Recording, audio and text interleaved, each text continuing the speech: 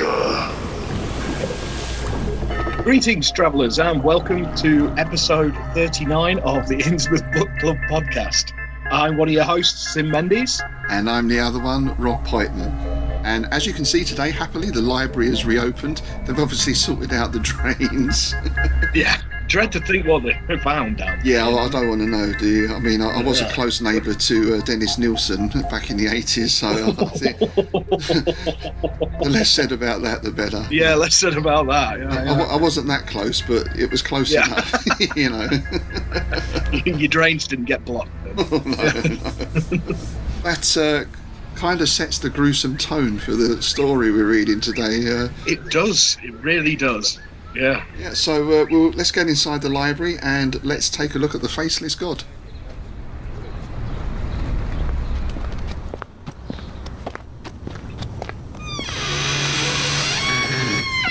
Come in, folks. Make yourselves comfortable. Yes, they've got some air fresheners up, so it seems that nasty pong has pretty much disappeared. Oh, Innsmouth air fresheners. There's a strange one. Yeah, perhaps there'll be a Pearl and Scream on that at some point. Odour Pilchard.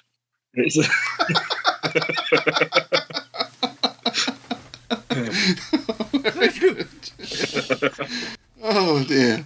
So, Robert Bloch. Now, we did a author spotlight on him in Innsmouth News a little while back, and well, it is a giant of horror. That's the only way to say it. Is a giant. Yeah, of horror. Definitely.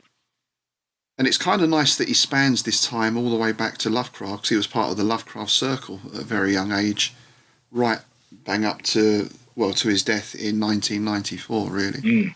Yeah. He's sort of the one who bridges the gap, isn't it, between the original circle and what became afterwards, with Lumley and Campbell and the sort of second wave of he sort of bridged the gap, didn't he? Yeah. Yeah. And then also branched out into lots of other areas as well, because, I mean, I guess people like Lumley stuck, not completely, but pretty much within the Lovecraftian sort of area, or a sort of horror area. But Bloch spread out, I mean, radio, TV, film. He was writing for Arkham House, he wrote for Star Trek, the original series. He was a screenwriter for Amicus. I think Asylum was one of his films. Yeah, what's it called? The House That Dripped Blood is another one. That was one of the ones. Yeah. And, of course, short stories and novels, the most famous of which is probably Psycho, which is one of the, again, top 5 horror films. Yeah.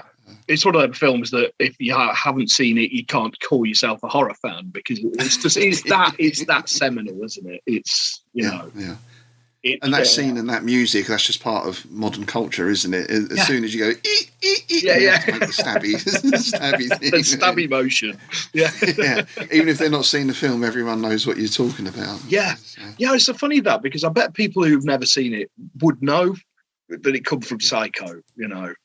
I mean, that's sort of testament to how sort of, how inspirational it was and how mold breaking at the time, because they'd gone from the sort of quite ponderous and brilliant in their own right universal sort of, where it's a lot of creeping around in the shadows and posturing and all that kind of stuff, to a more visceral kind of nastiness, grittiness. Well, was that one of the first sort of serial killers in a movie? I mean, I know we can talk about the Ed Gein influence and everything else, but in effect, it's a serial killer. Yeah, and it's like you say, it's all in broad daylight. It's not in a gothic castle. It's not a bat flying through the window or anything. Yeah, it's a very tangible threat. It's not. There's nothing supernatural about it. In the film, it's just. It's a psycho. Does what it says on the tin, So the story we're looking at today, The Faceless God, is a very early story, actually. I think he was 19 when he wrote this. And it was published in Weird Tales in May 1936. So this must have been shortly after he started writing to Lovecraft. Yeah. And I really like this story because what Bloch said was, I think it was in 1925, he was about age 8 or something like that. He went to see The Phantom of the Opera at the local cinema, and the Lon Chaney unmasking scene both terrified him and inspired him, which I thought was lovely. Started reading Weird Tales, and again, it's this thing we've spoken about a few times. He wrote a letter to Lovecraft and said, how can I find your earlier stories that I've missed? Yeah. So Lovecraft sent him copies back. How nice is that? It's brilliant, isn't it? You know, again, it's one of those stories that makes me sort of all warm and fuzzy because because he could very easily have turned out to be a dickhead and just said piss off. Yeah. Some sort of 17-year-old kid is writing to him, and further than that, he said, "Well, do you write stories as well?" And and encouraged him to start writing, and also put him in touch with the rest of the Lovecraft circle. Yeah, and it all stemmed from there, really, didn't it? Because because of that, he introduced him to Derleth, and because they were both in Wisconsin, Derleth actually says, come down and stay for the weekend, sort of thing. Right. Nice. So he went down and stayed with August Derleth for the weekend. And he tells a story that when he turned up, he was amazed by how much of a writer Derleth looked like, because he opened the door in a red smoking jacket, even though he didn't smoke. 10 out of 10 for style. Yeah, I know, right? It's almost like Noel Coward, isn't it? Come on in. I always write in, I have a red smoking jacket, a fez, and those slippers with the curled up toes. Nice. Yeah. That's what I like to write in. I'll get me tweed. Actually, it's usually a pair of tracky bottoms and a t-shirt that's got dinner stains on it. Yeah. I'm sorry to shatter the illusion. Well, it's all writers, isn't it? It's got. I seem to remember seeing a picture of Stephen King in his in his cabin, and he's basically sitting there in his pants in front of the typewriter. It's just like, it's right.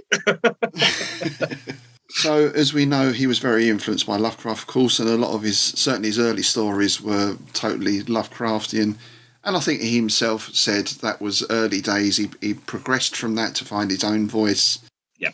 And spread his style across, I think stories like yours, truly, Jack the Ripper, for another classic story. Yeah. Obviously, we've mentioned Psycho and everything else. And just became incredibly prolific. And the early stories I think they were gathered together in a couple of collections, weren't they? You mentioned Mysteries of the Worm there. Yeah. And was it The Opener of the Way, I think, was another collection? Yes, it was. Yeah, that was an early, I think that was the Arkham House one, wasn't it? Possibly, yeah. Yeah. Well, I know that the one that's currently in print is the Mysteries of the Worm. It's it's expanded. It's got pretty much everything that could be vaguely classed as Lovecraftian in it. Yeah. So well worth seeking that out if you haven't got it already. So, the Faceless God. Now, we mentioned gruesome earlier. We started the show off in a gruesome fashion, and it's going to get gruesomer and gruesomer. It is. I love it because it's like I said just before we started. It's the most un-Lovecraft start to a Lovecraftian story that you've got from the early circle. It seems quite modern to me. I mean, you're saying finding his voice. I think this was somewhere in his middle early period, wasn't it? Where he was sort of finding his own.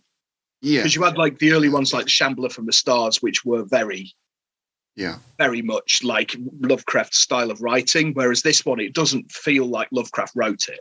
No, it's Lovecraftian theme and obviously the mythos, but it's not. Yeah. No, well, the very first line is, "The thing on the torture rack began to moan," which you sort of got my interest already. I love that line. It's almost like a story title. Because you got the thing on the doorstep, the thing on the roof, Robert E. Howard, the thing on the torture rack. Or just the thing. The thing, yeah. But and there's a couple of things in there. One is not the man on the torture rack, but the thing. There's already an implication there. Is it something human, or as we discover when we get this description of the horrible injuries that this man has suffered as a result of his torture, he's almost been reduced to something less than human. It's become a thing.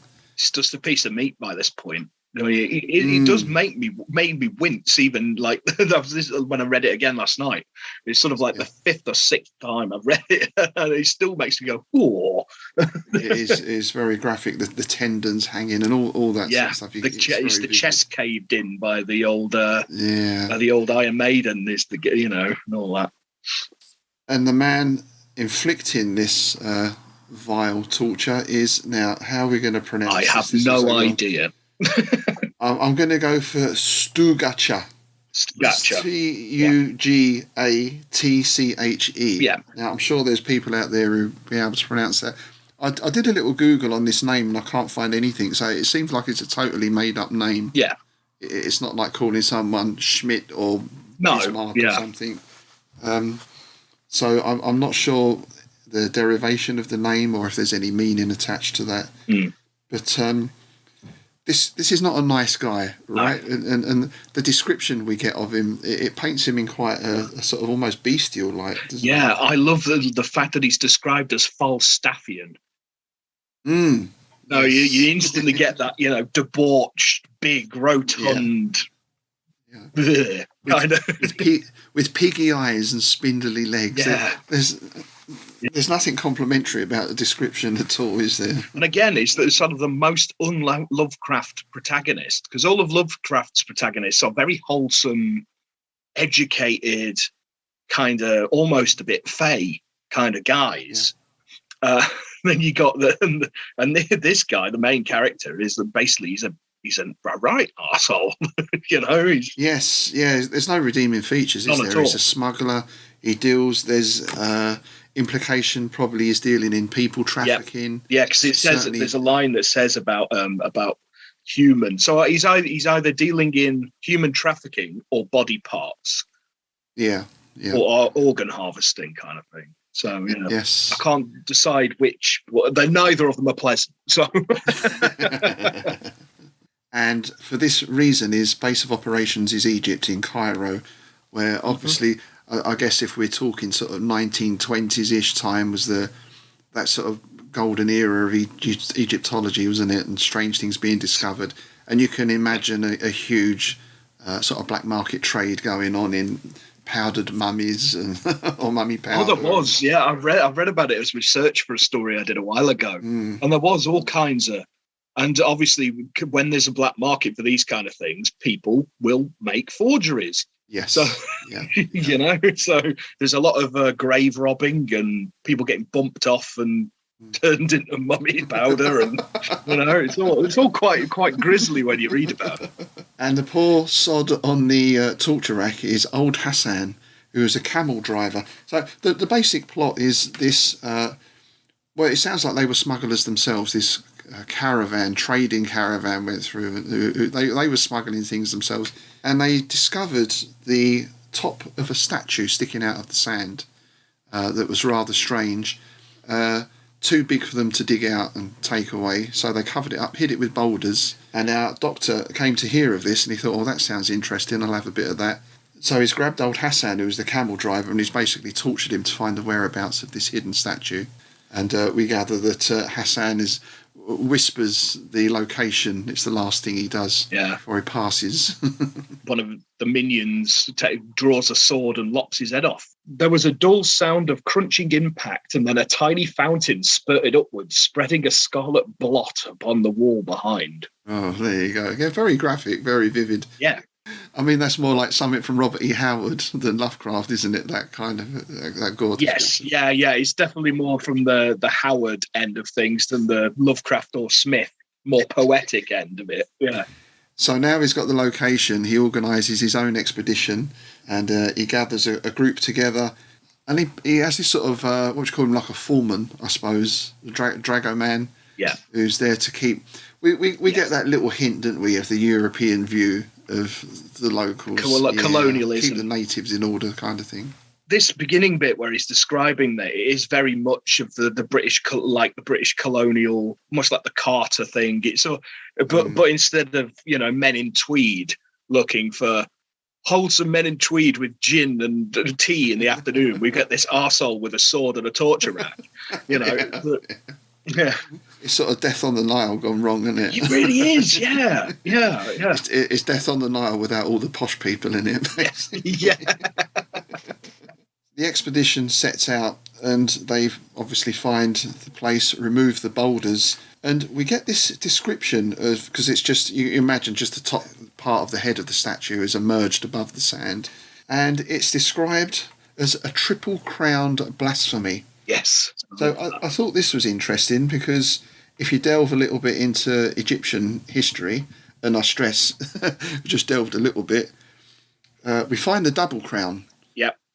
Of course, which is a symbol of the unification of Upper and Lower Egypt. Yep. I can't find any reference to a triple crown. He actually expands on that in the story. I think it's the Fane of the Black Pharaoh. Right. Because Nyarlathotep's avatar is Neferenka, the Black Pharaoh. And he wore the blasphemous triple crown because that's the other bit of it. I can't remember. I think that connects with the outer, like the void. Right. Kind of thing. Yeah. That's what I wondered, if you've got Upper Egypt, Lower Egypt, and then the outside. Yeah. So it was seen as a blasphemy and all that. Yeah.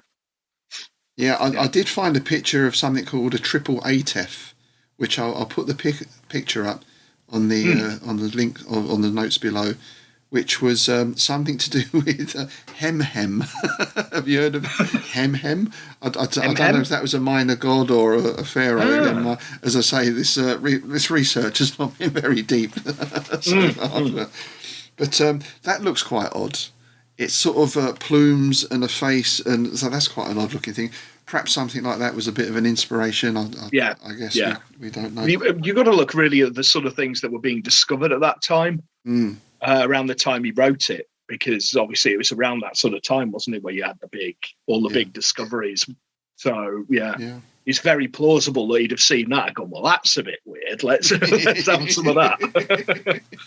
And they start digging this thing out, and it gets worse and worse as they go down, right? Because it carved on the crown, we get these depictions of primal slimy worms, I love that. Bloated beasts, and squirming demons. Squirming demons. I love it. It's great. And the natives are in no doubt as to who this represents, right? Because straight away they're backing off and they're all whispering, Nyarlathotep, which I think is great. It's just you just know instantly. You're screwed, mate. Nothing good is going to come out of this. No. And I also we get all these different names from it in the space of a few lines. We've got his the demon messenger, the secret one, the god of resurrection, the black messenger of Karneta. And all throughout, he keeps getting all these different titles. The Lord of Shadows, I think, is another one at some point, or the Stalker in the Shadows. Yeah, well, that fits in with the Lovecraft depiction of it, because I mean that was the thing. Nyarlathotep has many names and many forms and many faces. That's why it's the Faceless God. And because he's the shout, like the obviously the Haunter of the Dark, the Mighty Messenger, the Crawling Chaos. It's just like the man wasn't lost for an epithet, was he? His business card was one of those. He sort of held it up and then it unfolded like this scroll. Also known as AKA. Oh, brilliant!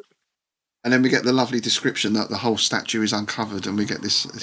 So basically, it's a sphinx body, or the body of a hyena with vulture wings. Yes. It's got claws, it's got talons, and it has this sort of oversized head wearing this three-pointed crown. Yeah. And that sort of put me in mind a bit of the three-lobed burning eye with the Haunter of the Dark, which again, some people say that's Nyarlathotep, right? Yeah. And others say it's something else, so it's, it's supposed to be, Yeah, no, it is, the Haunter of the Dark is Nyarlathotep. It's, so that's what, the old shining trapezohedron. Yes. And all that. Because that was originally discovered in Egypt, and that's how it ended up in New England. And because it all ties in, because like one of Bloch's first stories was The Shambler from the Stars, which was a direct sequel to The Haunter of the Dark. No, I'm wrong. It was The Haunter of the Dark was a direct sequel to The Shambler from the Stars, because he kills off Lovecraft in it. Yes. Yeah. So, and then in Haunter of the Dark, Lovecraft kills off Blake. Yes. He returns the favour. And didn't Lovecraft say something like, "If you're going to be killed off, then I'm happy to be killed off by Robert Bloch"? Yes. He even said he sent him a signed certificate and saying, "I hereby grant you the contract," saying, "I hereby grant you permission," and it was signed with all the old loads of different of his creations, and the Great Cthulhu. And then the Bloch wrote the third one in a trilogy, didn't he? The Shadow from the Steeple. Shadow from the Steeple. Yeah. So yes, we get this lovely description, but of course, aside from all that, as if all that wasn't striking enough, perhaps the strangest thing about it is the statue has no face, just a blank face, which is kind of creepy, really, isn't it? It is, isn't it? It's almost like, do you remember Disney's Black Hole? Yes. And you had them they were like, they turned out they were reanimated corpses, but they had that sort of blank black mask on under the hoods and stuff. It was really creepy. Yeah. And I think back to the Doctor Who episode I think that's what gave me one of my phobias as a kid, when the mannequins come to life. Oh, the Autons, Spearhead from space, yeah. It always gave me a thing about waxworks and dummies and everything else. And it's the bit where they just pans past them in the shop window and one of them flinches. It's just like, oh! Yeah. I suppose it's that uncanny valley thing again, where you've got something human, but there's that particular unhuman aspect about it. Yeah. So the statue is uncovered. The locals are not happy, but discipline is enforced by the guy with the gun, as happens so often. Yeah. And we get quite a lot of text here about the sort of history of Nyarlathotep, don't we? This is a big chunk of mythos lore we get here. Yeah, there is. It's something I wanted to point out, but there's a direct line that links into Lovecraft's poem, Nyarlathotep. His prose poem, the like the first thing, because in that it says that Nyarlathotep would come out of Egypt and plunge the world into nightmare, and basically a very similar line that the black man would rise up and walk out of Egypt. And it's just like, oh, that's a nice little connection there. I like that. It's because this is like almost the prequel to that. Then yes, yeah. That's the way I'm seeing it. It's almost like a prequel, because obviously Nyarlathotep then turns up in New England with his magic show and his Tesla and his kind light of thing. shows and his cinema and all the weird stuff. Yeah, I never thought of that actually. Yeah, that works. This is an awakening of Nyarlathotep, perhaps, or one of his avatars. Yeah, because I always think he can be different things at different times. Yes. This just happens to be this particular version of him, perhaps. Yeah, that's kind of how I always see him, because it's sort of like there's a lot of thing about it being avatars, like Neferenkar was an avatar, and the Haunt of the Dark is an avatar, and Crawling Chaos and blah blah. The Howler in the Darkness, that's another one I've forgotten about. Oh, that's a great name, isn't it?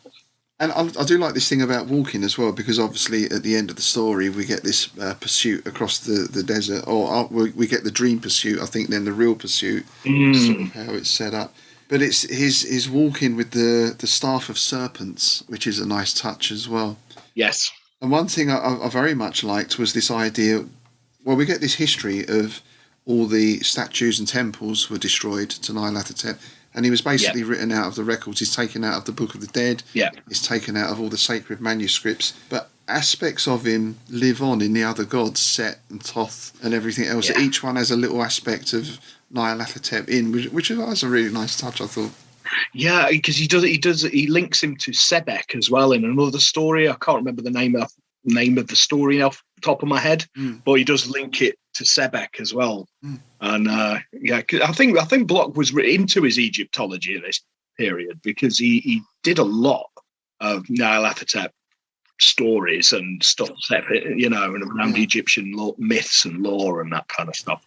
I suppose it fitted with what was going on at the time, with all that new stuff being discovered, and then it just segued really nicely with the rise in weird fiction, and what a great, if you forgive the pun, what a great sandbox to be using, ancient structures, alien gods. I mean, it is, and all the the stars and all that kind of thing, and all the position to the stars, and it's just it just screams mythos, doesn't it? There's another lovely little reference as well here at this point, when he mentions the black man from the witch cult. Yes. which is obviously a nod to Dreams in the Witch House. I was going to say, it's nice how we get this idea of the Nyarlathotep worship going underground, but it's always there as an undercurrent, and it resurfaces in medieval times with exactly that thing, with the rise of the witch culture. Yeah. Then later on, because I guess from an occult point of view, generally speaking, in history, we go from the witch cults, the sort of 17th century sort of time. Then we get into the occult more of the 18th, 19th century. And then he becomes an emissary of Asmodeus. Yes, nice. So that's moving more like into the sort of ritual magic kind of era, isn't it? Or the Black Mass and that kind of Baphomet and everything. Yeah. It's I think Bloch handles something. We've discussed a lot about the Derlethian shopping list, but Bloch handles the same kind of thing perfectly, because there's a bit where he mentions the Necronomicon, and that there's a passage in the Book of Ebon, and his own poem, Mysteries of the Worm. Yeah. But he does what Lovecraft does and mixes it with real things. Instead of just listing off a list of Arkham House products, like as we said, the shopping list. Instead of that, we get a reference to the Golden Bough that Nyarlathotep isn't mentioned in it. Yes. Which I thought was a really nice touch, because that was about the bit about it went underground and wasn't mentioned in that because it was underground. Yeah. It's always that sort of almost factual plausibility to it, which I think is really, really quite great way of doing it. It's that kind of conspiracy theory level almost, isn't it? And this was conspiracy theories, I guess, but it's it's like that. You can prove it's true because they didn't mention it. Yes. It's a clever. Well, that's like the current thing, isn't it? How do you know that? Because nobody talks about it, so it must be real. Shut up. But then there's that other thing. Did we talk about that before? The idea of Nyarlathotep as the internet. It's quite an interesting one, isn't it? A spreader of chaos and miscommunication and lunacy, perhaps, in some ways. Yeah. So we get all this quite detailed history of Nyarlathotep, and I'm not sure how the Doctor knows all this. Perhaps the natives are telling him about it, or perhaps he's done research into this already. It's the Doberman, I think, or whatever it was. I can't remember. Oh, right. So he knows what's going on. You wonder how much he knows and how much he is a part of. Why was this statue discovered when it was, and has it come up? Has it been uncovered, or did it rise up? Well, this is it. Again, it leaves enough to the imagination, doesn't it, to make you start going, bombs being moved on the chessboard. Yes, you've got this servitor there just nudging people the right way. Yeah. But in good old standard Jamesian, Lovecraftian, etc. style, the Doctor says, no, it's all bullshit, mate. Yeah. That's a great line. He just shows his hubris, doesn't he? It's like, it's an Egyptian myth, and all Egyptian myths are silly. Which we come to this time and time again. I think my favourite is the Hound of Tyndall still, where that guy goes, "Oh God, Taoism, 3,000 years of philosophy? Nah." Yeah, rubbish. It's just one word, isn't it? That's rubbish. And it always sets them up for a fall, right? In every single case. These people are always proven wrong, and they're proven wrong in the worst possible way. Yeah, the world's worst possible way. Yeah. So he insists they dig it out, and basically they pack up for the day and retire for the night. And when he wakes up, he's on his own. Yep, they've done a run-up. Now, this is another thing that I feel is very modern, because it's the main character is almost the antagonist, isn't he? Let's face it. Yeah.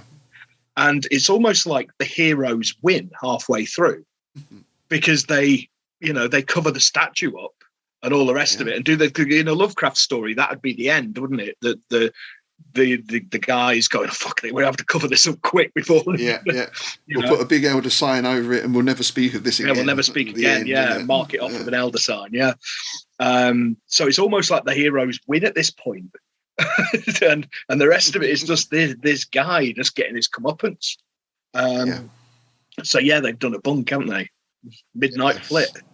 And the statue has been covered up again, right? They rebury it. Yes. Which is and put the boulders back over the top of it. So they've really been thorough. They know what's going on. They don't want any part of this, and we're not just going to run away. We're going to put this right, and then Well, that's away. what I mean. It's just like all it's missing is a ritual, isn't it? That maybe they did it off camera. Maybe they did it off screen. Maybe they did a bit of a ritual around it, and then come on, lads, before that silly old sod wakes up, let's get out of here.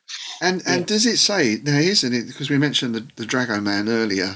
And there's no mention of him from this point on. No, because he's not mentioned since he talks to the guys to try and persuade them, and then he imports some knowledge about old Nyarlathotep to. And he was flashing the revolver around a bit before, right? You get the sense. He was like, a couple of Colts, I remember. Yeah.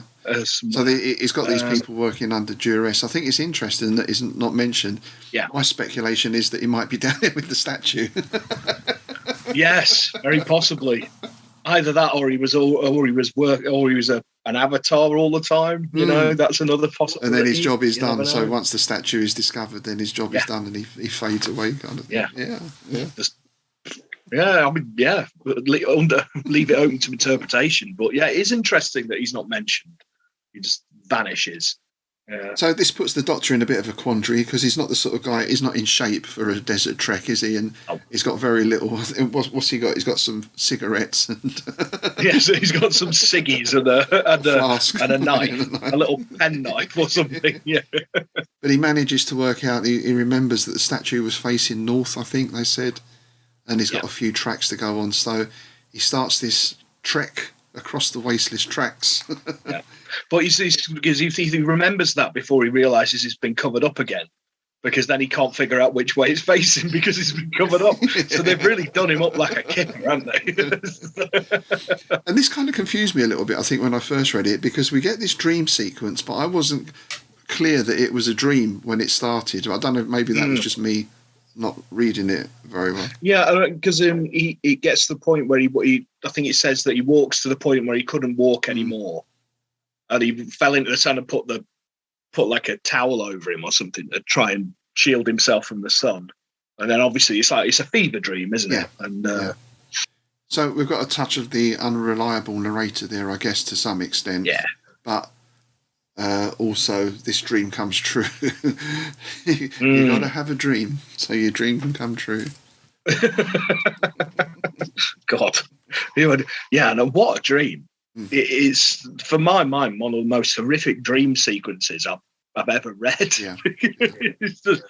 He's walking along this fiery desert being pursued by this black menacing shadow, and basically his legs melt. His feet start to burn, and then it's very graphic again, isn't it? He doesn't spare any detail, does he, in this? I think whereas a Lovecraft protagonist might have just fainted, sort of thing, here we get the full heat of the desert, don't we? We get the feel of the sand, we get the skin blistering. It's very vivid again. Yeah. And, the Faceless God urging him onward with a staff of serpents. Where he's like, his feet became numbed by the scorching agony of the sand. Soon he was hobbling on ghastly crumpled stumps. And then that's when, the thing behind him cackled in diabolical mirth. It's just like, oh man, you're screwed. Now he's on his knees now, his crippled legs eaten away into ashy stumps that smouldered acridly. Yeah, and then the final bit of the dream sequence, the heat was overpowering. It was frying his cracked and bleeding lips, transforming his scorched body into one ghastly ember of burning anguish. Oh, that's nice, isn't it? Yeah. Ember of burning anguish. That sounds like an album by a goth band, doesn't it? Ember of burning anguish. I might steal that. Yeah, well, we've got to get at least a song title or a band name. Yeah. And then this dream effectively comes to pass, right? Because he wakes from this, and his situation hasn't improved at all. And in a way, it's a foreshadowing, I suppose, of what's going to happen. Yes, very much so. Yeah. It's and then he's sort of on, and it sort of his brain's fried by this point, and he's sort of going to madness and babbling, and I saw parallels with and in this bit, because it's almost like the fatalism of death, isn't it? That it's inevitable. Yeah. You can't run away from it. It's going to get you. And in that respect, it reminded me of Court of the Dragon. Oh, yes. The Chambers story, because it's same sort of thing. It's a pursuit, but no matter how much you run, how far you run, how quickly you run, you're never going to outrun death. Yeah. It's inexorable, isn't it? And it's exactly. Yeah. The interesting thing is it's not so much chasing as following and slowly catching up, is it? Because you think, well, Nyarlathotep could just come up to me and go, there you go. But it's like, no, I'm getting a little bit closer, taking my time. It's almost like the classic Grim Reaper figure, isn't it? Almost. Yeah. You know, the classic Reaper, creeping up, it's stalking. I've got the band name. Go on. The Creeping Reapers. Oh yeah, like it. I like it. Creeping Reapers. That's a good one. Yeah. That's going in the notebook. Yeah. Embers of Burning Anguish by the Creeping Reapers. There we go. That'll be available on Bandcamp in about a month if I can get my software sorted out at the moment. Nice. That's another story. So then we get the final. Well, I say pursuit. It's really almost like if you were hunting something and it gets wounded, like I imagine. Yeah. And I'm not talking about those a-holes who go out and shoot lions. No. You're talking an actual lion. The way they would do it, they'd go for the antelope with the gammy leg. Yeah, you wound it and you let it wander off, and it gradually bleeds out. And because why make work for yourself? This is what Komodo dragons, because they've got that poison, that slow poison. So they because they're one of the most venomous creatures, aren't they? So what they do is they will bite something and then just sit and watch it for days as it gradually gets weaker and weaker and weaker and collapses, and then dinner time. Yeah. So it's almost like a Komodo dragon. Wow. Yeah. Oh, I never knew that.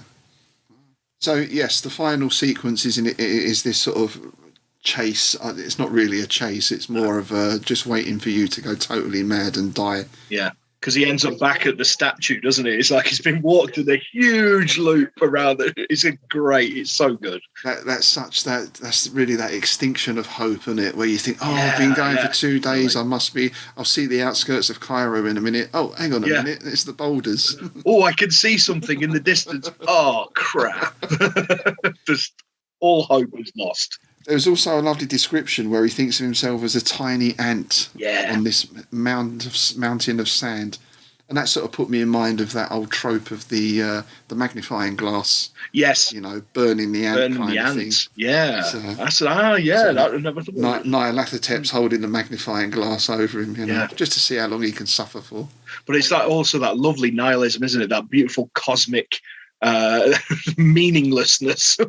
It's just how insignificant you are. You're an ant. Well, he's got no reason to do this, right? He's got no personal beef with the guy or anything else. No. But it's just fun just to torture this insignificant little thing. Yeah. Before dinner. Yeah. Well, so it always brings in mind this story. Always backs up. There's a meme, and it's a cartoon drawing of Nyarlathotep. And it says underneath it, Nyarlathotep, for when you want somebody who makes Satan look like a fucking pussy.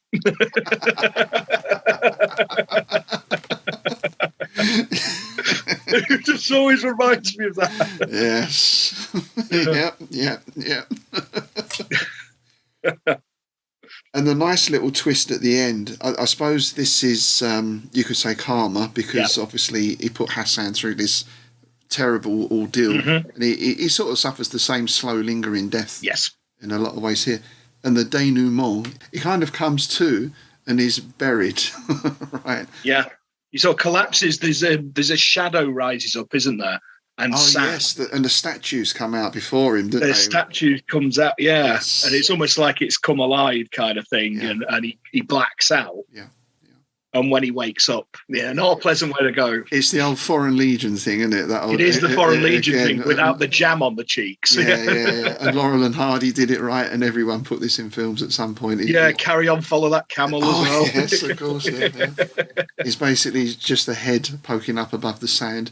like the statue, right? So we get that sort of image as well.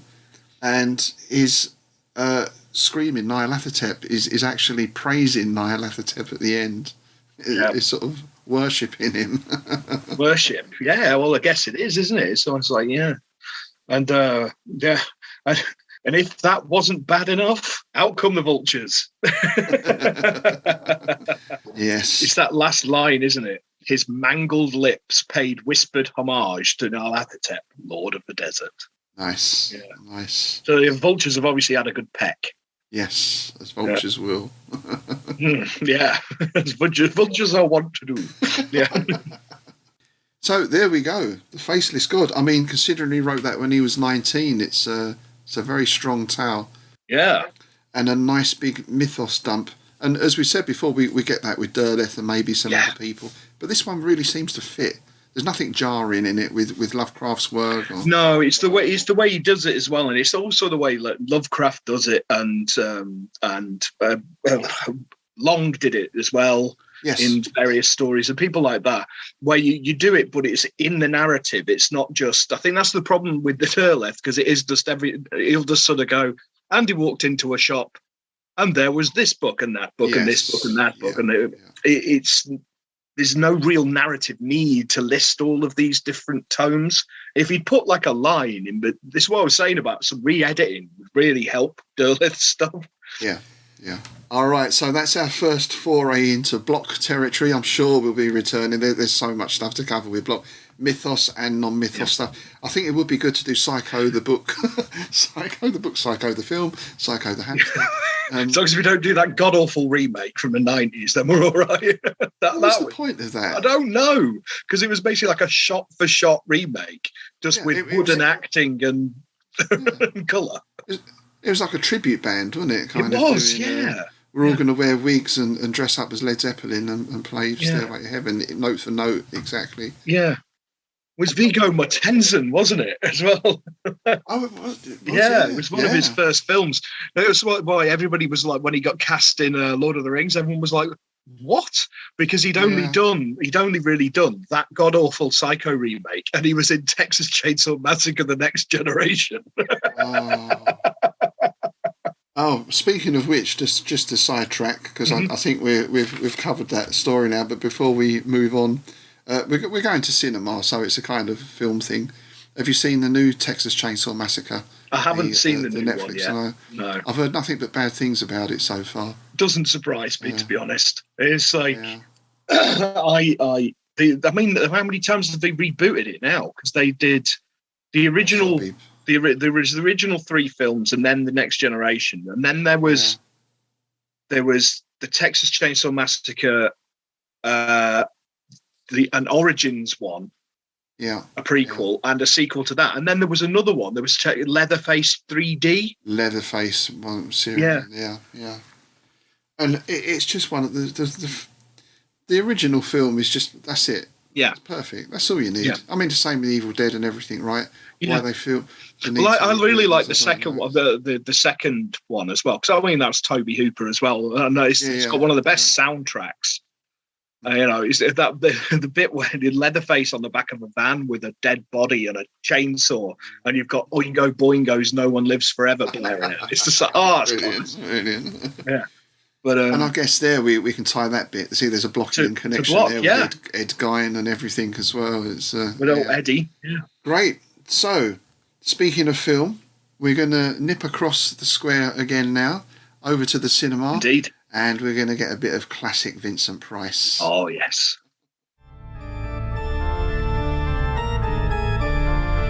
Do come in, folks. Come into the foyer of the Picturehouse and...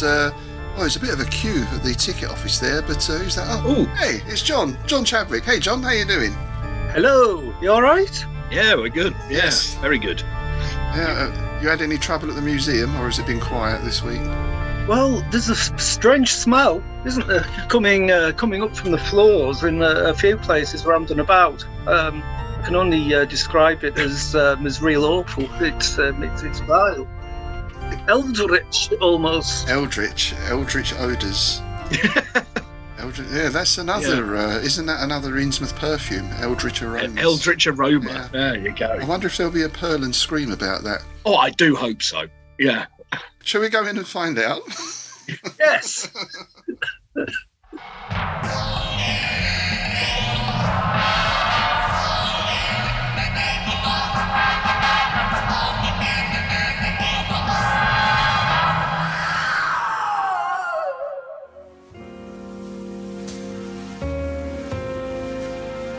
Énorme, une femme, l'ambiance étrange, Eldritch Aroma, le parfum d'Innsmouth, Eldritch Aroma, pour l'homme, pour la femme, pour les profondes. Innsmouth Perfumes, 48 March Lane, only 50 yards from this theatre.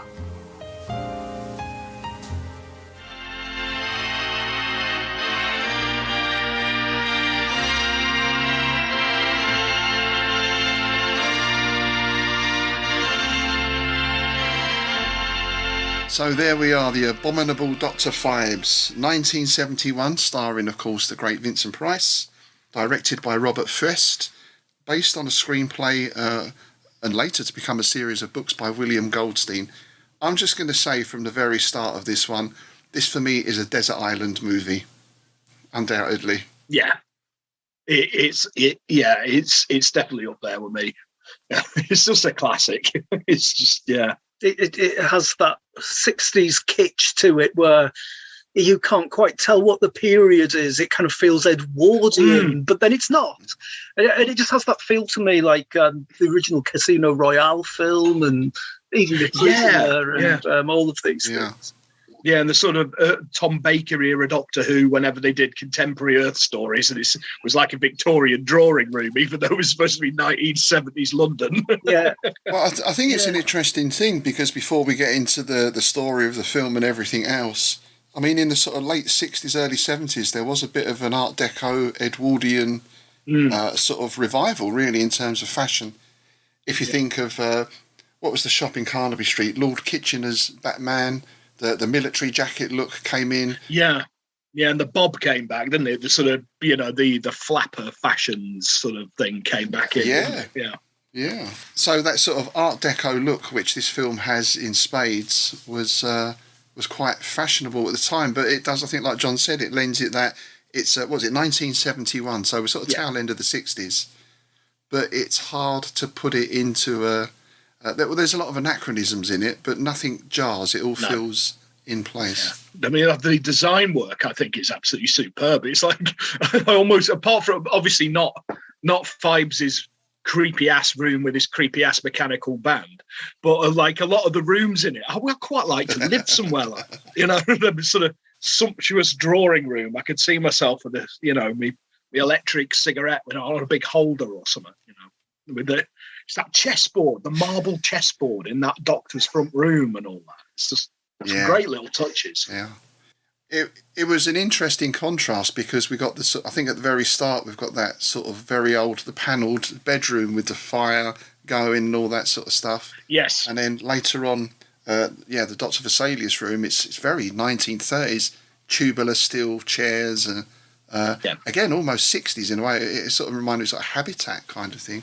Yeah, it's strange, isn't it? Because it's like cross between that 60s kitsch and Bertie Wooster. It's all, you expect a Jeeves somewhere around the place with a martini or something, don't you?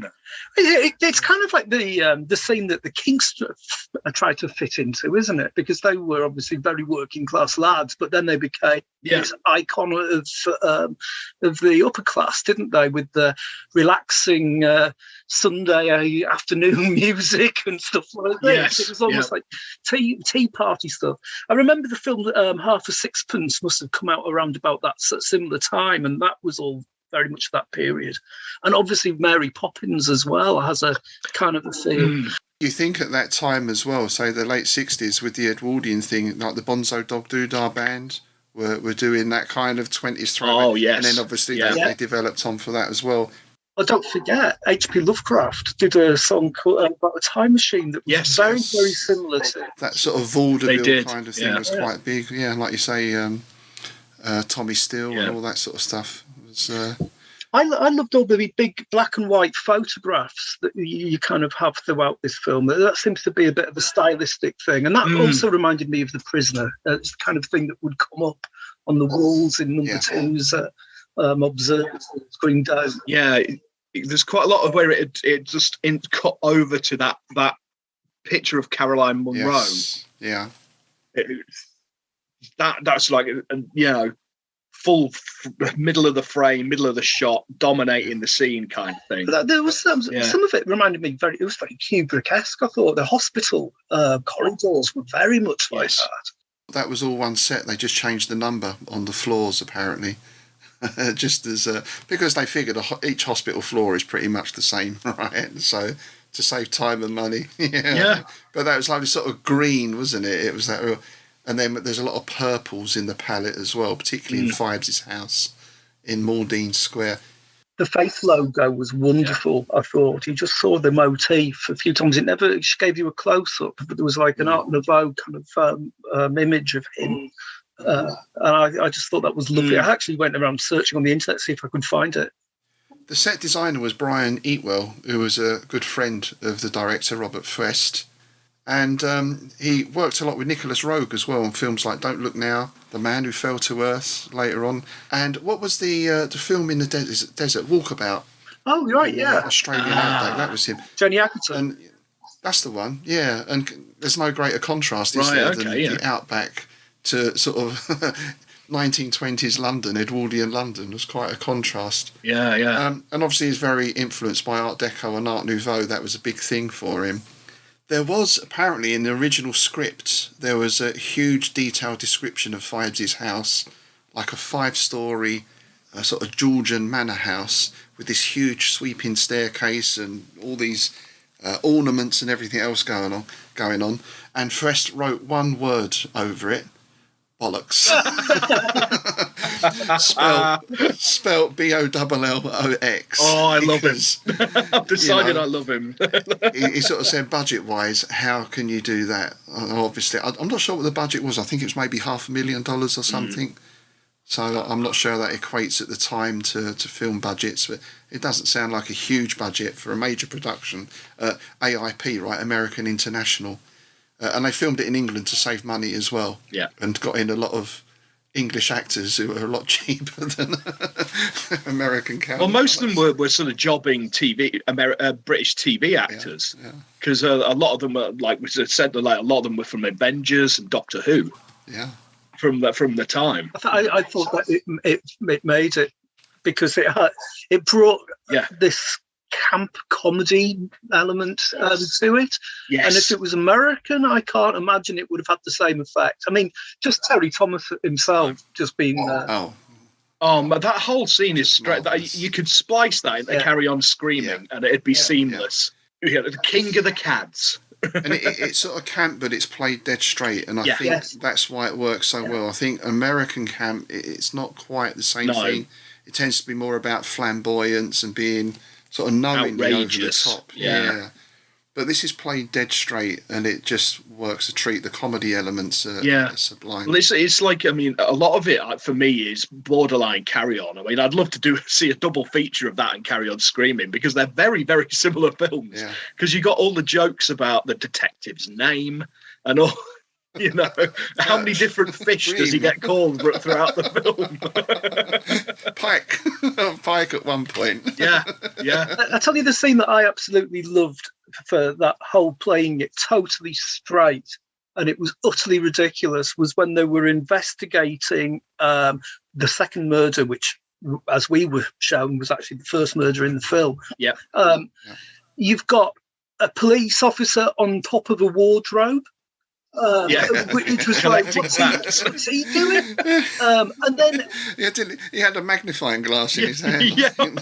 What are you doing up there, Perkins? And then Trout, he walks into the wardrobe and he disappears. And then the other inspector goes in to see where he's gone to, and he suddenly opens up the second door and suddenly appears and talks to me. And it was just utterly ridiculous. But they played it absolutely on the nail as if it was the most normal thing, police procedure. I just thought that was just fantastic. Well, Trout was a very, very good comic actor. The guy who played him, because I mean, Peter Jeffrey, right? Yeah, Peter Jeffrey. Because I mean, he's in a few. He was in quite a few like Hammer films in bit parts, usually playing like doctors and learned men who get killed by some rampaging beast. Usually, good work if you can get it. The plot line is very straightforward. We have a man seeking revenge for the death of his wife, or he sees it as the fault of the surgeons or the people operating on her, involved in the operation that was trying to save her life. He was rushing back from Switzerland when he heard about her accident, and he was involved in a car crash, and as far as everyone knows, he was burnt to death in the car crash. Of course he hasn't. He survived in some way and is returned, and is taken, was it something like 9 years or 10 years to plot his revenge on each of the people present at the operation. So, and I never thought of this before until the first time. Phibes is a serial killer. Yeah. Never kind of struck me as a serial killer movie before, but that's what it is. Yeah, of course. Yeah. Well, I don't know, because I did start thinking a bit of Seven. Yes, yeah. Because it has that element to it, and that inventive murders kind of thing. And if you think about it, the frog mask is very similar to something you'd seen Saw. I thought that watching it again, when we're going up the stairs and it's ticking away, it is like the scene in the first Saw with that thing that rips that guy's jaw off. The guy said it was an influence. The guy who made Saw, I can't think of his name. Right. Yeah. And this has been an influence on Ken Russell, Tarantino, Tim Burton. They've all cited this film as a major influence. I can see the Tim Burton. Yeah. Nice. Yeah. And I think it wasn't Seven. That was the Seven Deadly Sins, wasn't it? Yes, it was. Yes. One of my favourite films. Yeah, great film. And Phibes' thing is the Gatuk, the 10 plagues of Egypt, which includes bees and boils and bats, in other words beginning with B. Yeah. And frogs and howl. Yeah. And the first death of the firstborn, and then finally darkness. Mm. And that's a nice touch, because we have 9 killed her, 9 shall die, but that leaves this extra 1. Yeah. And of course the darkness is what he himself goes into at the end with his where he self-embalms. It was horrible. Which was a crazy scene. It's wonderfully inventive, isn't it? It's some of the contraptions are so brilliant, and again, like some like the thing he uses for the acid that comes down towards lovely, that's straight out of Doctor Who. The hail firing machine was amazing as well. Absolutely bizarre. Yeah, it's a bit of genius, really. Like the writing, like to come up with something that's kind of plausible, even though it's utterly ridiculous. But this is the thing, the whole plot is mad, right? It's totally preposterous. Nothing is ever explained. And I thought a very interesting thing is we're just straight into it at the start. Yeah. Yeah, there's no preamble, is there? No, Vincent Price doesn't speak for 30 minutes. No. And it's the most recognisable voice in horror, probably still now, as he was then. Yeah. And also facially is obviously very well known, and yet those two aspects of him are totally downplayed in the film. You get the Vincent Price laugh over the credits at the end, which is just like Thriller, right, or vice versa. And the rest of the time he's delivering these lines in this very staccato delivery through in the film it's through a gramophone, leading to a gramophone speaker. Yes. I think they actually had to do a lot. This was pre-synthesizer days. The sound guy had to do a lot of work with EQ and everything to get that delivery. That echo. Yeah. It's almost like some of the vocal effects you got in 60s sci-fi on BBC, the radiophonic workshop stuff. Yeah. Ring modulation and all that kind of business. Yeah. It's and this film again was actually cited later on by a lot of hip hop people and that kind of stuff as well, who said this was the first example of almost like a vocoder. Yeah, there was one guy who actually called himself Phibes. Really? You know, so its influence spreads far and wide. That's really interesting. Yeah. You've got that the opening scene before the murder, it like the credits bit, is this wonderful production that's so, it's like the birth of prog rock right there. Oh, absolutely. Absolutely. That's where prog rock was born. Yeah, I think speaking as an organist, one who regularly plays with his organ. There's one thing particularly all the great organists have, and that's a good outfit, like a cape. If you look at Rick Wakeman, yeah. That again, that like back with the Phantom of the Paradise, the first thing that popped in my head was Rick bloody Wakeman. Yeah. And that whole coming out the floor thing. So we got the Phantom of the Opera sort of look as well. And I'm going to get slightly technical here, in case there are any fellow organists out there. But the organ was a Wurlitzer 200, built in 1928.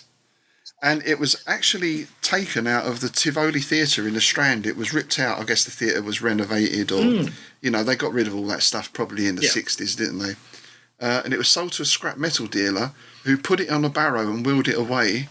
Bloody big barrow. There just happened to be walking past a guy who was quite a famous organist at the time.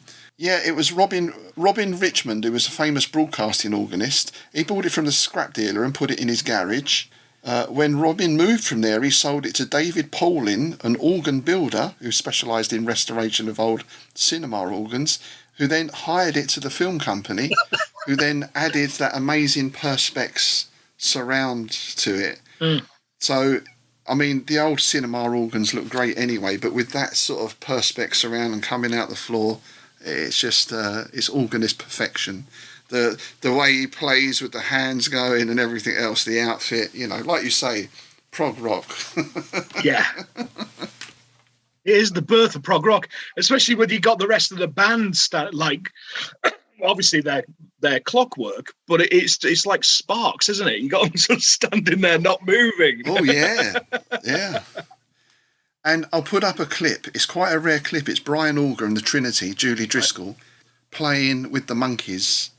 I think it was there was a Monkees special, and it's the outfit that Brian Auger has on. I think this was probably pre-Phibes, but you'll like it. It's a very satanic song. It's about mind control and controlling the monkeys and everything. It's an amazing clip. There was a guy called Mort Garson did some early synth albums that were kind of very prog rockish. One was called Black Mass Lucifer, and it was quite difficult to work out whether or not the album was called Black Mass and the name he was doing it as was Lucifer, or it was the other way around, Lucifer by Black Mass. So I think he did for Wizard of Oz as well. But I just thought it was an interesting byline. That sounds really interesting. That sounds like the sort of thing I'd really enjoy, to be honest. Again, that was very much in the air at that time, isn't it? With the interest in Wicca and we've spoken about that before. That sort of late 60s into early 70s, big boom in the occult. The actual music is playing at the start. There is a Mendelssohn piece called March of the Priest. I don't know if there's any particular significance to it in terms of themes of the film or anything else. Well, just it sounds cool as hell for a Wurlitzer. Yeah. It just sounds great, yeah. I mean, Toccata and Fugue probably even then was a bit cliched for that kind of stuff. I guess it was used in it must have been used in Hammer or Tales from the Crypt, I think it might have been used in, so... I just love the way that he almost looked like a surgeon himself. You can't see the keyboard, but there was at one point he rose his arm in the air like this, which I'm sure didn't fit with playing the music at all. But well, you say that, but I'm going to get very technical again now. See, on the old theatre organs, there's a delay. You hit the note, and there's a delay. Yeah. So you could hit the note, and your hand comes up, and the note sounds. So I don't know how well he is miming in that sense, but it's not unfeasible. And if you watch, Keith Emerson in the early days, for example, or even John Lord in some of his stuff, It just reminded me of Dr. Frankenstein sewing the monster, Oh, yeah. That's nice, yeah. There's something I found out today when I was digging about that scene, because when his clockwork men come to life and he starts the big dance and his assistant comes out, there's actually a fluff at one point, because she's wearing like a veil thing that you can actually see her face, and she's pissing herself laughing because Vincent Price was camping it up and he made a corpse and they didn't catch it, and it's still in there. Her corpse thing is still in there. Yeah. I love the Clockwork Man. I love anything Clockwork, automations, etc. I just thought that was amazing. Let's talk a little bit about the Clockwork Men, but also Volnavia as well. Yeah, because it's never made clear in the film who she is. No. She doesn't speak. I was hoping she was going to be Clockwork. I thought she was going to be a Copelia or something. Yeah. But she is in the books. Oh, she is apparently in the books. In the film, it's left very ambivalent. Yeah, well, because I couldn't remember when I started watching it again whether you found out. I was like, I can't remember what her deal is, and then I realised at the end of it, that's the reason is because it's never explained where she comes from, who she is. Just this glamorous assistant, almost like the murderous Debbie McGee. Yeah, in a way, yeah. And she's played by Virginia North, right? And she actually said this about having trouble keeping a straight face because Vincent was so funny and arch in what he's doing, and even though they're playing it straight, I think there was, there's quite a few retakes on some scenes. Well, especially because her character is like incredibly po-faced. There's no real emotion anyway all the way through it. She's playing the violin and all the rest of it, and she's completely emotionless. Her face is impassive. So I guess it was almost like a challenge to Vincent Price to get her to break character. And I love the way she's introduced. She comes out of this light, almost like a sort of angel. And one of the things that Frest said about the characters was he wanted someone who was spiritually sexy. So she's an attractive woman. She's wearing these amazing outfits. But again, there's something very enigmatic about her, sort of slightly otherworldly, almost angelic in a way, especially with that opening, the way she comes into the room. Spiritually sexy. There's the album title. We just need the band name. Volnavia. Great name for the band. Volnavia. There you go. That's a good one. What does it mean? I mean, where does the name come from? So it's a totally made-up name, Volnavia, and I think I don't know where it came from, but someone said it's a great mixture of vulva, navel, and volcano. Yeah, because again, I got Carry On vibes from it. Yeah, because here is our high priestess, Volnavia. Oh, you come out wearing a pair of coconuts. Well, I mean, I got in with the sort of Egyptian vibe right from the beginning, because the way she comes out, it is almost sort of Egyptian. The style of dress, it's almost like that kind of, Cleopatra kind of. That's very Art Nouveau, isn't it? Again, though. Yeah, very much so. Yeah. And something that one of her outfits reminded me of, it was like a white gown with a high collar. Yes. Was very Lucy from Dracula. Yes. Particularly the Coppola version. Lucy in the coffin is a very similar kind of outfit. But it's like every scene she's got a different outfit on. There was that sort of Russian look. Yeah. She's walking the Greyhound. Apparently that was quite a common thing in Art Nouveau or Art Deco to have women posing with greyhounds. Maybe that was the sort of fashionable dog of the day or something, I guess. Unless you were up north, in that case it was a whippet. And still is. Exactly. Yeah, it still is. My auntie's got Tit Phibes. Going to see Tit There's Phibes. loads of people around here in County Durham with them rescued greyhounds. So shall we talk a little bit about the actual murders as well and how they're carried out? And again, they're very inventive. You can't, you could just go up and stab someone or poison them, but no, we have these very inventive things. And again, they're all quite mad, right? And pretty much implausible, or are they? I love the juxtaposition, because you go from that opening, which is high camp and pomp and all the rest of it, to complete dread. And you've got that, and I would love to get a copy of the music that's played on that. It's the Egyptian lute, the oud, just picking away, and the window opening and all that. And it's just like, oh man, I love that piece of music. It's just sets the scene perfectly. Death by Fruitbat, though, is interesting. How does that work? That's the band. Death by fruitbat. Death by fruitbat. That's a contender. Yeah. Death by fruitbat. But it's like, where does he get them? How has he been keeping them? What was he feeding them on? Then he has had 10 years to figure it out. So That's a good point. I think that was a smart bit of writing there. Yeah. Of saying that he had 10 years, because that way you can hand wave away any of these. Oh, how did he build that ridiculous contraption? He's had 10 years, man. So the bees happens all off screen. We've heard of that already. Bees in the library. That was the line from I love that line. Yeah. The second one is the bats. Then we get the frog head, which is a lovely... It's quite Poe-esque, I thought, this one. Yeah, because it's almost like the Mask of Red Death, isn't it?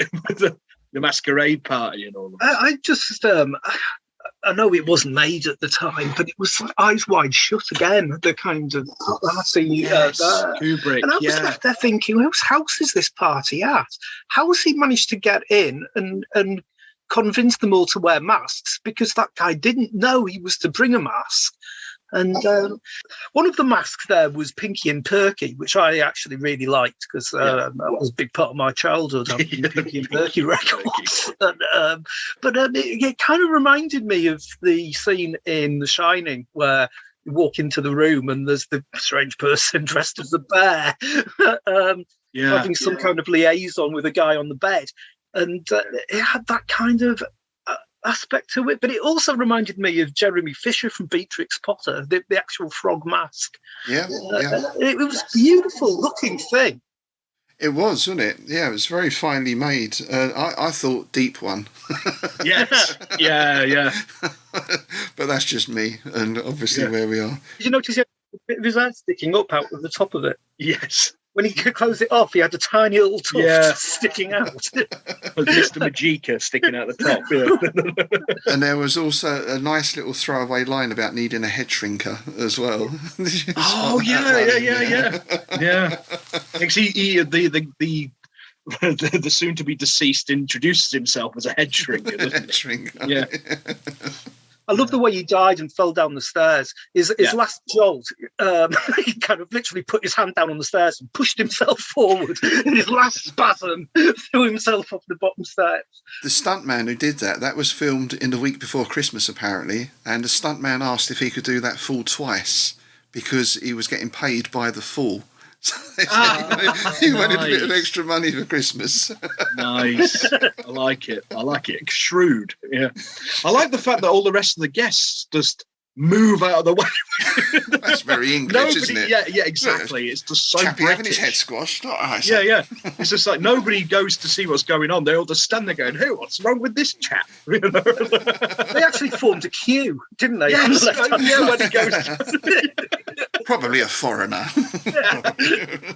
Oh, it's obviously a frog, wasn't Obviously a frog, yeah. Hey. Now, number 4, my favourite. I'm sure yours as well. Dr. Longstreet and his naughty film. The King of the Cads. Mr. Terry Thomas. Yeah. It's just as soon as he opens his mouth, man, I'm laughing. It's just things like when his housekeeper says, "Oh, I've left you some lovely cold brawn in the fridge," and it's sort of, "Oh, sounds delicious." Yeah. Just that look. And my favourite bit of this is where he's winding his film away, and then Volnavia appears, and it's just sort of winding her hand away, and then she takes it out of his hand. He's still going. Yeah. Which is so sort of suggestive. Yeah. Well, it's a Sid James, isn't it? That. I liked it when he described the projection screen as being some newfangled invention for keeping out drafts. He wasn't watching a Bluey at all. And it's her expression afterwards, the housekeeper just goes, "What?" And when was it Trout who says to her, "So you were his housekeeper?" Yeah, I just thought it was great that basically as soon as she was out the house, she'd gone out for an evening, he immediately went and got the porn out. And how many snifters of brandy there? He must have had 4 or 5. Yeah. That the lady who did the dance, she was a genuine belly dancer with the snake, by the way. She later reprised pretty much the same scene on the buses. Funnily enough. Nice. So she got some work out of it, which is nice. Yeah. I did wonder because they brought back memories of the scene in Carry On Behind, where Kenneth Williams is delivering the lecture, but they've switched the film and it's a belly dancer behind him. And he's talking about archaeology, said, and now you'll see them about to uncover something of enormous interest. And she takes her bra off. So this is the point where we find out we've got this Egyptian plague theme running through, because Trout goes to see the rabbi who explains the curse of the pharaohs. And Trout is on this theory, but his superiors are just not having it at all, are they? Superintendent Waverley was played by John Cater, and he came in and he basically did his lines on the day, apparently. He had very little preparation time, and he sort of said so. He just came in and ran at it, and they said, great, that's exactly what we wanted. He was quite worried that he hadn't sort of done a good job, but they said, no, that's exactly what we want for this character, who's basically a bumptious prick. Right? Yeah. Put your jacket that on. bit when he turns up with his car after the other coppers dragged the arse off it. And he just turns up and goes, have you got anything to tell me? Well, put it in your report. I'll see you tomorrow. Bye. And drives off. Perch, trout, bream. Kind of reminded me of Leonard Rossiter, Oh, yeah. Yeah, I can see that. Yeah. Yeah. There's an amazing line from Trout, I've just remembered now, just before we get to the big reveal, when he's talking to his subordinate policeman, and he goes, so is there anything you've found that connects them? And if you say they all died mysteriously, I'll bloody kill you. There was another nice line as well that I really liked. He said, have you found an address? And the guy looks at his work almost as you get the impression he's a bit confused, like, oh yeah, there's something in there. And he goes, for God's sake, where they live. Was that the jeweler who said, oh, she was very fashionable? Oh. Are you going to write fashionable down? So we get the Highgate Cemetery in as well. I mean, that's a nice. And I can never remember the name of that actor, but he wasn't in that much stuff. But everything he was in, he played a gravedigger. So the great line he delivers: "Fools will all be for the worms soon enough," wasn't it? Yeah. Yeah, it's like he turned up in loads of like British TV shows. Always that creepy old man who lurks around graveyards, sort of thing. I think he was the equivalent of one in all the Corman Poe films. They had a similar guy, Joe something, who was in Comedy of Terrors, and he was always the gravedigger as well. Very sort of sallow-faced kind of guy. Well, don't forget this was also produced by Samuel Z. Arkoff, who I believe did actually do that Comedy of Terrors as well, didn't he? Yeah, they were all AIP as well, and I think that's why this one got greenlit and put through. It was Vincent Price had obviously had a track record. Yeah. With AIP on doing the Poe films, but also it was something different from the Poe stuff. It was moving away. And I think it's sort of interesting. You think 1971, we're getting into sex and gore. You know, a lot of the films then are really starting to go all out. I'm thinking of like Straw Dogs and all those kind of films. Yeah. The horror films were getting really gory. This it's kind of got gore in it, but it's not visceral, is it? No, there's the one or two bits, isn't there? There's the obvious, the spring to mind is the bit with the rats and the face eaten by locusts. But apart from that, his face when he shows his own face, I suppose. Yeah. Oh yes, yeah.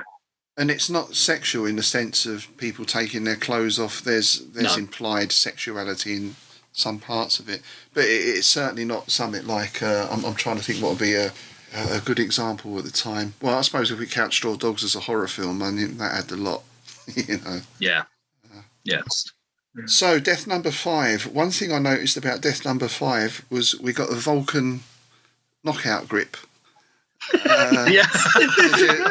again, Vulcan nerve pinch. I've never noticed that before. And we know that Phibes is a doctor of music and a doctor of theology. I presume he's a medical doctor as well. I'm not sure if that's ever made clear or not. Don't know. I just wondered if this was a nod to his knowledge of anatomy kind of thing, you know. Just on that perfect chord. Yeah. All right, so Aerial Rat Attack. Now, there's a band name. Yeah. That's not a bad one, is it? No, it's no. And an unsung hero of mine is the victim, Mr. Peter Gilmore. Yes. Who was in so many Carry On films. He was one of the actors who was in some of the most actual Carry On movies. I mean, one of his classic roles was Private Ginger Hale in Carry On Up the Khyber. You miserable little runt, you! He's got a spear sticking out. That was originally scheduled to be set on a boat. Was it? But then someone pointed out, yeah, well, if all the rats come, you just jump off the boat, and not so scary. Yeah. But, so yeah, the poor rats went down with the plane as well. Got like Biggles vibes as he's getting ready and putting on his goggles, haven't you? Did you notice that they were wonky as well? One was lower than the other one. And there was, I don't know if this is the way that you start a plane, because I've never done it, but I thought it was great when the guy was basically saying brakes on, he was going brakes off. Yeah. So motor on, motor off. And it was like, is this supposed to be funny? I'm not sure if this is actually really subtle comedy. That everything the guy's shouting out, he's doing the opposite. I don't know. And I don't know about planes at that exact time. We're talking, what, 21, is it? Or 25? If they still had the guy out to start the propeller, because he just flicked the switch, didn't he? It looked like a sort of 1930s type plane to me, but any plane spotters out there? It looked very flimsy. It's all I can say is it started rattling away. Yeah. And then we get, I think, probably one of the best death scenes in any film ever. Certainly one of the most unusual. And there's two things about this. One is the actual thing itself, the brass unicorn head shot by a catapult across the way. It kills me every time. It's just so funny. But it's just the timing when they say, okay, we'll be perfectly safe, boom, and it's just out of nowhere, bang. The other ones, we've all had this little setup, right? You've had, he's putting the bats through or whatever he's doing, but this is just bang. He fired it from a catapult across the street. Here's the bit the superintendent just said, and he was standing there while some maniac fired a brass unicorn across the street and impaled some chap. Did you notice when they were trying to pull it out, somebody made the comment, I think it's left screw. Left unscrew. So left hand thread, and then that lovely bit with the feet coming round. That's just beautiful, isn't it? It's the fact that you've got the sort of Mycroft Holmes character, the gentleman's club guy, sitting there going, can you chaps keep it down? That's that English thing again. Yeah, reading the newspaper, rules, some poor sod's been skewered to the wall by a brass unicorn. So then we're on to the only female victim, who's the nurse. So we're in the hospital, that hospital scene. And this one is quite elaborate because, first of all, they've got to stew 3 sacks of Brussels sprouts. I just love that contraption that they're feeding the sprouts down. It is just like so overly elaborate for something you could just stick them in a saucepan. and he had that wonderful map of the woman to put on the floor. It was quite detailed, wasn't it? There was no need to. It's the first rubber doll. It's a bit like Twister, but the slight difference. You go there, my love. Right hand on green. Oh, dear. Well, we have got a green because we've got the green goo. And that was my question with this. Was she sort of drugged in some way? Because if someone drills through my ceiling and then pours something on my face, I'm waking up. When she goes into the room, because I was thinking, I remembered that, and I picked up on it this time watching it. Just as she's about to go into the room, she's talking to the other doctor guy. And she says, how am I supposed to sleep now? And he says, go and take a couple of sleeping pills. And she goes, okay, I will. And goes in, and then it actually shows the glass with a little bit of residue in the bottom of it when the green gloop's dripping off the lampshade. Right. Right, clever. I missed that. Need to be observant, don't you? Oh, God, yeah. I missed that as well. Well, I had the other times I watched it because I thought exactly the same thing. If so, a bunch of green slime starts dripping on my face, I'm going to wake up. You know, His target was way off. Mm. I mean, he kind of like did it. You could see the shavings on her head, and then basically he did the drip thing, and then it went all over the lamp. Yeah, I think that was purely to show the glass with the residue in it. I think that was purely to do that because it was next to the lamp. Oh, I see, yeah. That's what I would have said anyway. But yeah, Do we think it was fairy liquid? looks like. It has that kind of look about it, doesn't it? It does. That sort of viscosity, doesn't it? It's certainly, it was a very strange from Sprouts. I'm not sure that you get that from Sprouts. Not unless you put gelatin in with it. Why you'd put gelatin in with Brussels sprouts, I've no idea. But then maybe there was something in there to make the locusts eat it as well. Because normally, I don't know the dietary habits of locusts. But I think there's two connections here with the Whisper in Darkness, which we covered just previously. One is the buzzing voice with Phibes. Yeah. And two, seeing those locusts like that in the jar, very pink, I just thought, Migo, little mini Migo. Yeah. Oh, right. Oh, and you've also got his face. And a mask. Got as Phibes' well. face. Yeah. So, Watching them cue, they were almost queued up in that tube. It was like a little marching line. Oh, yeah. It reminded me of. I love the fact that he gets cheesed up as lots of the glass. Hurry up, you little But there was buggers. one that wouldn't go down. It was like Go down the hole, yeah. and it reminded me of Quatermass and the Pit. When you see the whatever they are, aliens of some sort. Were they from the moon? I can't remember, but they're all hoppity. They were quite sort of locusty, grasshoppery, sort of insectoid things, weren't they? Pretty much. Yeah. Well, they were inspired by Whisperer, weren't they? They were inspired by the old Me Go. The circle is complete. Indeed. Yeah. Yeah. Apparently so. Yeah. Nigel Neal was a big fan. So this leads us to the big showdown at the end of the movie.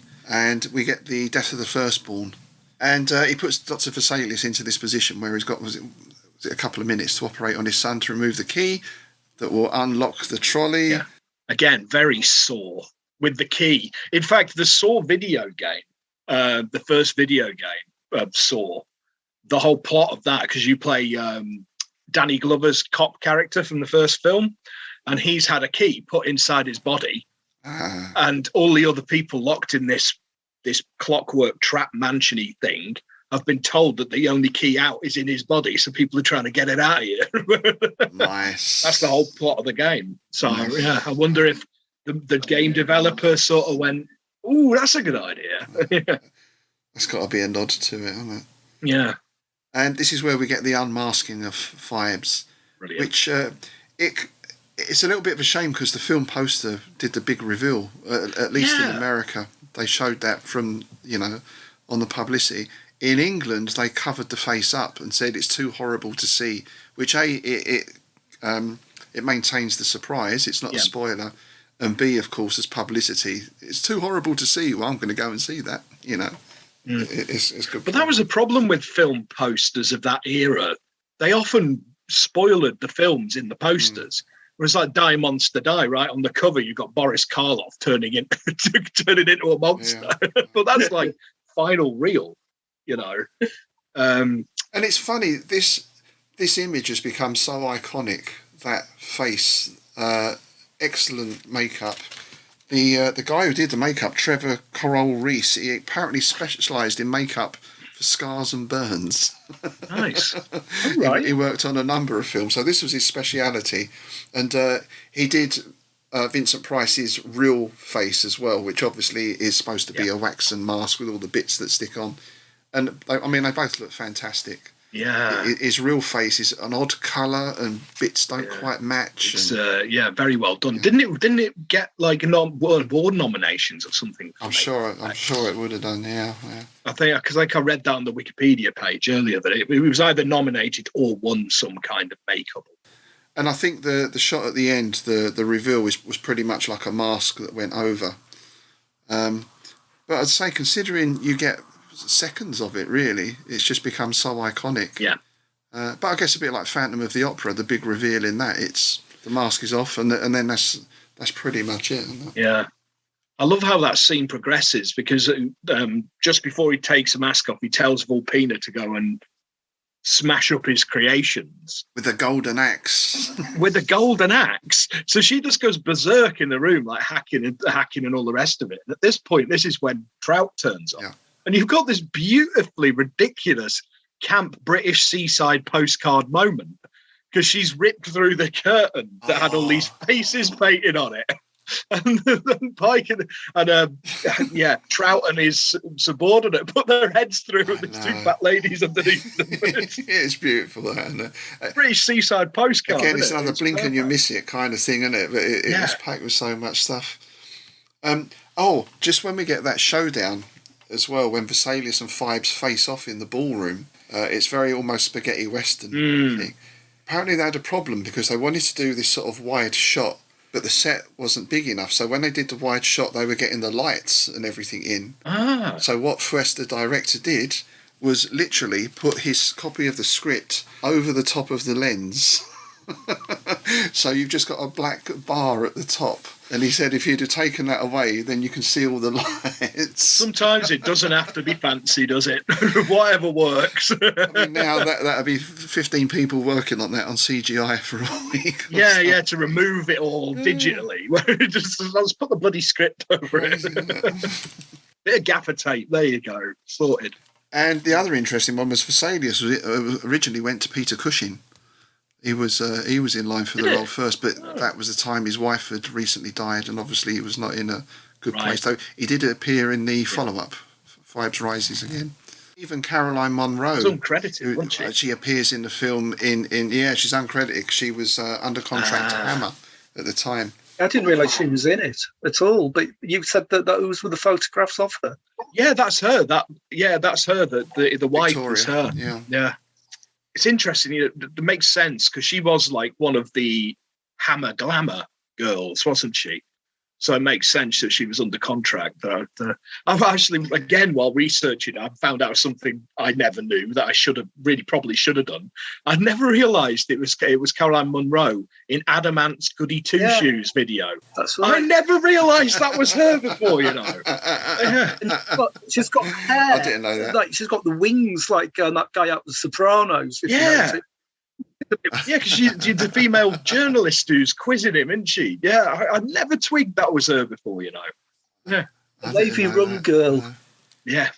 Now, there's a couple of things I had questions about as well. Well, there's a lot of things I had questions about. I suppose if you start to analyse it, you always get this sort of stuff right. I think it's one of them films that if you dig too deep, you see the creases, see the cracks at the corners. But there's two things specifically I noticed this time that I hadn't, and I've watched this I don't know how many times. There was one, when we get the showdown at the end, there are 6 chairs placed along the edge of the ballroom.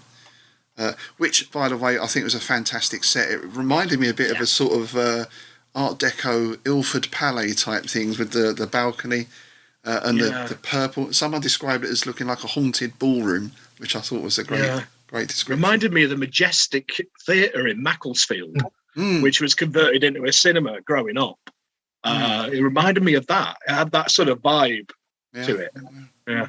So I'm not sure if there was any significance into having those 6 chairs. Just it's almost like he was expecting people to come and watch this big showdown. And then there was one other thing. It was a little bit earlier in the film where they have the dance scene where Phibes drinks through the hole in his neck, and they dance away. Someone's clapping at the end. There's a clapping off screen. You think, who was that? One of his mechanicals. Yeah, is there an implication there? It's got the robots doing that as well, or his automatons? I don't know. It's interesting. Never noticed that. I love that. It's a nice touch though. It's like when he makes his sprout juice. He dips his finger in it and puts it to the hole in his neck. It goes, yeah, that's right. It's just a lovely touch. Yeah. I did notice some of the paintwork in the hospital corridor was a bit patchy when you got a close-up. If you go back and have a look, it actually looks like it's really dripped and someone's tried to cover it up really quickly. You noticed that though with films back then, because they were all made on like a shoestring, and like there was the time constraints. They probably had like a 2-week slot booked in the studio or something, because there was stuff going on all the time back then on television and film. Yeah, so I've watched a lot of documentaries about like making of Doctor Who and things like that, and all British TV, and it was always a case of like literally the set was still wet. It was like the creature design in some of the monsters was still dripping paint, because it was just like, well, they're going to turn the bloody lights off at 10 o'clock and we can't remount. Just, And in this film, they say a lot of that ballroom scene, a lot of it is just flats. Yeah. Just basically bits of painted wood put up, but the way it was lit and the way it was shot just bring a life to it and a depth. I thought it was a beautiful set. Again, it actually reminded me of some of the sets from Phantom of the Paradise. Yes, absolutely. Yeah. It has, especially that opening scene where he's playing like John said so beautifully, theatrically playing the organ. Yeah. It does remind me of the scenes later in Phantom when he's composing and all the rest of it. It's and you've got the voice modulation and all that. Of course, yeah. I mean, that was only a couple of years after, wasn't it? So again, another influence there, possibly. I thought the logo on the drum kit as well of his Clockwork band, it reminded me so much of Sergeant Pepper's Lonely Hearts Club Band. That had to have been because I thought that as well. That had to have been deliberate, because it was Sergeant Pepper's, wasn't it? Yeah, it really was. And I don't know why, but the heads of the automatons looked really familiar to me, and it wasn't just Frank Sidebottom. I was going to say, I'm not sure what they reminded me of. I seem to remember a book cover for Clockwork Orange, which was very of that kind of style. And I wonder if it's that I'm thinking of, but they already looked iconic, and I couldn't quite work out why. But I mean, that was my favourite part of it. Is just the Clockwork band, because I just absolutely love anything Clockwork. That leads on to another question where we know who all the cast members are. We've mentioned a few of them there already. Who played the Clockwork Wizards? No one knows. Does nobody know? That's interesting. I love how well choreographed that was. That when he does that big flourish bit, and after he's done one of the murders, and he comes back and he turns off the device, and they all just stop dead. It's so well choreographed. I suspect it was Mike Batt and the Wombles. Yeah, had to be. Yeah, just the accordion player going absolutely hell for leather, but there's no sound of any accordion in any of the music. Yeah, so I picked up on that as well. I think they just automatons. Is the music being piped in from somewhere? All right, just thinking too much about this. No, because I thought it was piped in. But that was maybe because it was literally piped in, but whether it was meant to be piped in, yeah. And again, it's this unreliable narrator to some extent, because you only ever see kind of what Phibes sees in those scenes. It could be something totally different in real life. Perhaps they're not as good in real life. But then you have Volnavia interacting with people, because there's that other thing about Volnavia, some figment of his imagination. Yeah. That she's actually interacting with people, isn't she, in certain times? Yeah, well, there's the bit at the end, isn't there? Yeah. Where she gets the acid, because they actually physically they push her, don't they? Yeah. So they do interact with her, so she is there. What was that little gag at the end? Because I completely missed it. I don't know if it was just me being thick, but there was a line from one of the police to the other one. We need to get them an ambulance, and then Trout replied something like, "What about her?" or "What about her?" or something, and then he went, "Oh," and I thought, what was that? I thought, well, there's maybe a couple of explanations. One is he doesn't give a shit about her because she just tried to kill his son, so screw her. She got one. The second thing could be she's obviously gone. The acid has dripped her. Yeah. Brains melted. And the third thing could be if we come back to her being an automaton. But she is an automaton, yeah. Then it's real. Maybe. I mean, I don't know. Yeah. Right. So I just want to finish up with talking about the mask thing a little bit as well. So we've touched on it, the wax mask, the whisper in darkness, and that sort of connection. But if we think of the time period that this is set, then something else to consider as well is the guys coming back from the trenches. Obviously, some of them suffered terrible wounds and disfigurements. And this was the first attempt at, plastic surgery or wax masks and all this kind of thing. I think it's very much the character in Boardwalk Empire. I don't know if you ever saw that. And again, it's sort of presenting something very cold and inhuman in a sense. We're in sort of Uncanny Valley, I suppose. But is it better to see that than to see the ruin underneath? You can only imagine what sort of suffering those people went through and the horrors they faced. Yeah. But that horror had to be hidden from other people. That is interesting. Yeah. Almost reminds me of scenes from Pink Floyd's The Wall. Yeah. Yeah. You know, the disfigured faces on the train of the war victims and all the rest of it, you know, when he's blowing up, when he's put the bullet on the train track. Yeah. And that kind of stuff. Man. Interesting. And of course, we can get. I mean, obviously, we're just living in the age of masks at the moment, or just coming through one part of it in so many ways. It just fascinates me, this idea of concealment. Yeah. And in the successive books, I think there's been around 6 or 7 books. I mean, there was another film, but it never went beyond that. But the author has written 6 or 7 books, and in some of those, Phibes can wear different faces. So that sort of makes that's cool. Character more flexible. Yeah, I'm going to see if I can get hold of some of those. Yeah. That reminds me of the Dark Man. Man, yeah. Yes, absolutely. Which, again, you wonder if there's another connection there, if that was an influence on Dark Man. Yeah.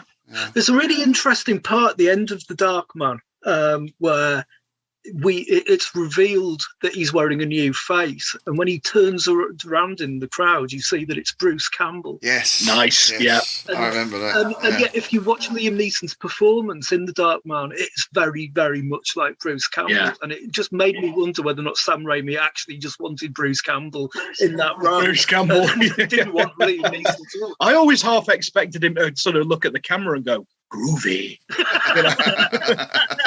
This is my boomstick. Hail to the king, baby. There we go. The Abominable Dr Phibes. The Michael Bublé. Michael Bublé. Which was followed with Phibes Rises Again a year or so later, and then that was it. Check out those films, both of them, if you haven't seen them. Highly recommended by all of us. And I'm saying, I'm going to look out for those paperbacks as well. I'm sure they'll be available in the usual places. And if you want to dig deeper, I also highly recommend the Dr. Phibes Companion by Justin Humphreys, which covers both movies, and it's got a lot of stills in it. There's interviews with cast members, huge amount of background. It's packed full of good information, so it's a very good read. So, one other thing I wanted to mention. I'm going to see if I can find... There's a photo somewhere of me dressed up as Dr. Phibes. When I was playing in a band called the Surfadelics, we did a gig at a venue called the George Roby in North London, which I think is probably long gone by now. And it was a Halloween gig. So, as I was playing a large Hammond organ at the time, it seemed only appropriate that I should dress as Phibes. And it was the full white cloak, full makeup and everything else. And I gave my friend a camera to take some pictures, and he did the equivalent of forgetting to take the lens cap off kind of thing. Sometimes you give someone a job, all you got to do is stand there and do this, and they manage to screw that up even. Yeah. But I think there were 1 or 2 pictures that came out okay, so I'll see if I can find them, and I'll put those up in the show notes below. Awesome. I remember I had stuff on my face for days after. So you cornered the market on bands with daft names, haven't you? Surfadelics, Texas Chainsaw Orchestra. This is why I can't understand. If I was at a band meeting and someone said, let's call our band Corduroy, then I think I'd be walking out, you know. Yeah. They were a hardcore band. They did that as a joke originally for someone's party. See, that's always a mistake. That's always a mistake. He got stuck with it. And there was a Phibes band. Yes, there right? was. What were they called? Exactly, Dr. Phibes' House of Wax. Was what they were called, wasn't it? And they were quite sort of 90s sort of shoegazy Yeah. kind of stuff, I think, from what I remember. Right. A bit trancey, sort of psyche, a little bit psychedelic-y. I think I've seen them. They didn't make a big hit on me because I don't remember at all. But I think they were similar to bands like Tricky and Left Field. The Charlatans kind of stuff. Charlotte, I think, yeah. that sort of, Manchester kind probably of. why they had no effect on me. So if you're going to use the name Phibes, at least have a bloody organ in your band. I mean, Yeah. make an effort, chaps. That's all we're saying. I want to see some capes. I want to see something going. Yeah.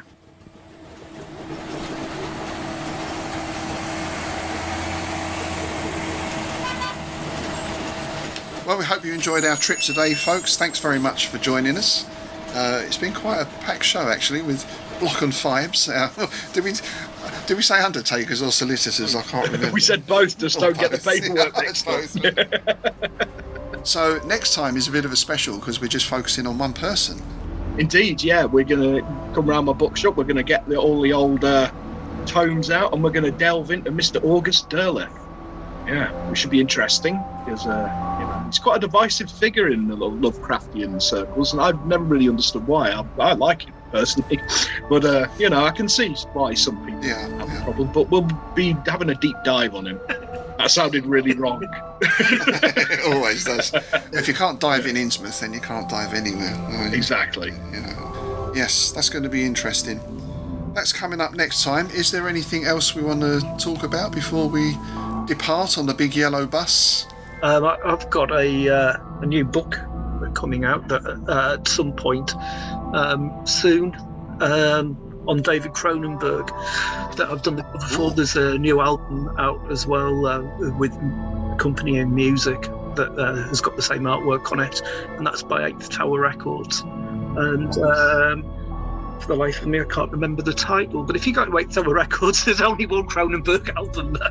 We'll put a link up in the notes below as always, and up on YouTube. So remember, you can get the show on Patreon now. It's also available on YouTube. If you'd like to join our patrons and support the show, then take a look on the Patreon site. You can join at 3 levels of membership. You get access to member only content, bonus content, and you get a monthly Innsmouth news pops up in your mailbox as well. Excellent. Thanks again for joining us today. Thanks to all our existing patrons. Please tell all your friends and enemies about the show. If you are a Phibesian serial killer, then, perhaps it could be the last thing your enemies hear before you do something horrible to them. It's goodbye from me, Rob Whiten. It's goodbye from me, Tim Mendes. It's goodbye from me, John Chadwick.